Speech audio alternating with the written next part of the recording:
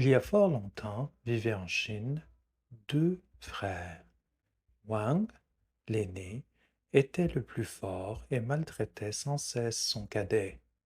À la mort de leur père, les choses ne s'arrangèrent pas et la vie devint impossible pour Wang cadet. Wang l'aîné prit tout l'héritage du père, la belle maison, le bœuf et tous les biens. Wang cadet n'eut rien du tout et la misère s'installa bientôt dans sa maison. Un jour, il ne lui resta même plus un seul grain de riz. Il fut donc obligé de se rendre chez son frère pour ne pas mourir de faim.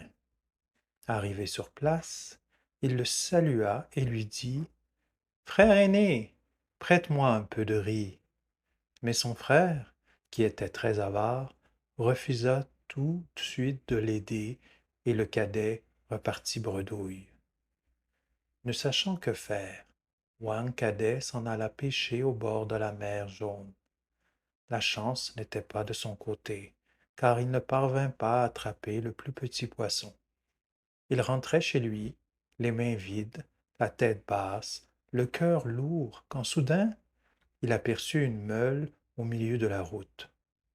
Ça pourrait toujours servir, pensa-t-il en ramassant la meule, et il la rapporta à la maison. Dès qu'elle l'aperçut, sa femme lui demanda: As-tu fait bonne pêche? Rapportes-tu beaucoup de poissons? Non, femme, il n'y a pas de poisson. Je t'ai apporté une meule. Wancadet, tu sais bien que nous n'avons rien à moudre. Il ne reste pas un seul grain de riz à la maison. Wancadet posa la meule par terre et, de dépit, lui donna un coup de pied. La meule se mit à tourner et à moudre. Et il n'en sortait que du sel, des quantités de sel. Elle tournait de plus en plus vite et il en sortait de plus en plus de sel. Wancadet et sa femme étaient tout contents de cette aubaine, tandis que la meule tournait, tournait, et le tas de sel grandissait, grandissait. Wancadet commençait à avoir peur et se demandait comment il pourrait bien arrêter la meule. Il pensait, réfléchissait, calculait. Il ne trouvait aucun moyen. Soudain, il eut enfin l'idée de la retourner et elle s'arrêta. À partir de ce jour, chaque fois qu'il manquait quelque chose dans la maison, Wancadet poussait la meule du pied et obtenait du sel qu'il échangeait avec des voisins contre ce qui lui était nécessaire. Ils vécurent ainsi à l'abri du besoin, lui et sa femme. Mais le frère aîné apprit bien vite comment son cadet avait trouvé le bonheur et il fut assailli par l'envie. Il vint voir son frère et dit: Frère cadet, prête-moi donc ta meule. Le frère cadet aurait préféré garder sa trouvaille pour lui, mais il avait un profond respect pour son frère aîné et il n'osa pas refuser.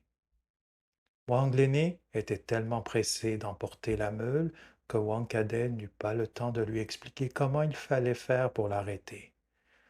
Lorsqu'il voulut lui parler, ce dernier était déjà loin, emportant l'objet de sa convoitise. Très heureux, le frère aîné rapporta la meule chez lui et la poussa du pied. La meule se mit à tourner et à moudre du sel. Elle moulut sans relâche, de plus en plus vite.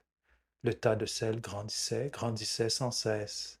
Il atteignit bien vite le toit de la maison. Les murs craquèrent, la maison allait s'écrouler. Wang l'aîné prit peur, il ne savait pas comment arrêter la meule. Il eut alors l'idée de la faire rouler hors de la maison, qui était sur une colline. La meule dévala la pente, roula jusque dans la mer et disparut dans les flots. Depuis ce temps-là, la meule continue à tourner au fond de la mer et à moudre du sel. Personne n'est allé la retourner. Et c'est pour cette raison que l'eau de la mer est salée.